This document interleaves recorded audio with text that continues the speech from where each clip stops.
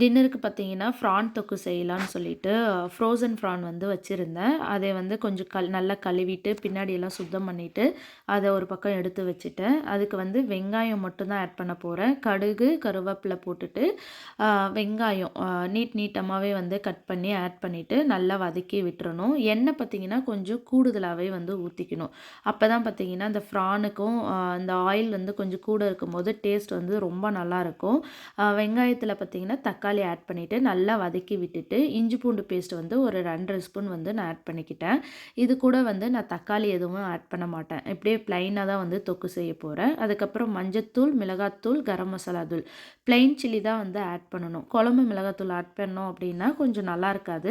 Plain chilli add பண்ணுறோம், அது கூட வந்து கரம் மசாலா ஆட் பண்ணும்போது ரொம்பவே டேஸ்ட்டு சூப்பராக இருக்கும். ஃப்ரான் தொக்கு வந்து எனக்கு வர வர ரொம்பவே பிடிக்கும். முன்னாடி இந்தியாவில் இருக்கும்போது நான் ஃப்ரான் சாப்பிட்டதே கிடையாது. ஆனால் இப்போ இங்கே வந்த பிறகு ஆஸ்திரேலியா வந்த பிறகு நான் கொஞ்சம் அடிக்கடிக்க வந்து ஃப்ரீக்வெண்ட்டாக செஞ்சு அது சாப்பிட சாப்பிட வந்து ரொம்பவே பிடிச்சி போச்சு. இப்போவுமே வந்து ஃப்ரான் தொக்கு பார்த்தோம் அப்படின்னா தம்பிக்கும் ரொம்ப பிடிக்கும். முன்னாடி அவனுக்கும் பிடிக்காது. இப்போ அவனுக்கு ஃப்ரான் தொக்கு பார்த்தாலே ரொம்ப ரொம்ப பிடிக்கும். இது கூட வந்து ஒயிட் ரைஸ் வச்சு சாப்பிட்டோம் அப்படின்னா ரொம்ப சூப்பராக இருக்கும். வேறு எதுவும் வைக்க தேவையில்ல. கூட வந்து ரசம் வேணா வச்சுக்கலாம். நான் எதுவுமே வைக்கல. குக்கரில் வந்து ரைஸ் வந்து வச்சு விட்டுட்டேன். அதுக்கப்புறம் ஃப்ரான் தொக்குக்காக வந்து ஒரு பக்கம் ரெடி பண்ணிட்டும் இருந்தேன்.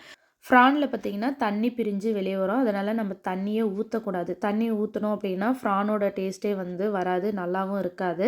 அதனால் ஃப்ரானில் பார்த்தீங்கன்னா தண்ணி ஊற்றாமல் அந்த ஆயிலும் அந்த ஃப்ரானில் இருந்து வர தண்ணி கூடவே வச்சு சேர்த்து தான் அதை வந்து குக் பண்ணணும்.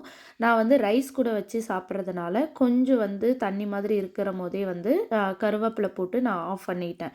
இது கூட மேலே பெப்பரும் வந்து கொஞ்சம் சேர்த்துக்கலாம். நான் வந்து மிளகாத்தூளே அதிகமாக சேர்த்ததுனால நான் பெப்பர் எதுவுமே சேர்த்தல. கருவேப்பிலை போட்டால் தான் நல்லாயிருக்கும். கொத்தமல்லி இலவும் போடக்கூடாது. ஃபைனலாக வந்து கருவேப்பிலை போட்டு ஆஃப் பண்ணிட்டோம் அப்படின்னா டேஸ்ட்டு ரொம்ப ரொம்ப நல்லாயிருக்கும். நான் டின்னர் எல்லாம் செஞ்சு வச்சுட்டு ஷாப் தான் போயிருந்தேன். ஆனால் 2 பசங்களையும் கூட்டிகிட்டு போனோம் அப்படின்னா என்ன வாங்க வந்தோன்றதே மறந்துடுவோம். அந்த மாதிரி தான் அந்த ஷாப்பே சுற்றிட்டு ஒரே ஒரு லிக்விட் மட்டும் வாங்கிட்டு நான் அதுக்கப்புறம் வீட்டுக்கே வந்துட்டேன். அவங்கள போயிட்டு அதுக்கப்புறமா வந்து ஸ்டேஷனில் போய் பிக்கப் பண்ணிட்டு வந்தேன்.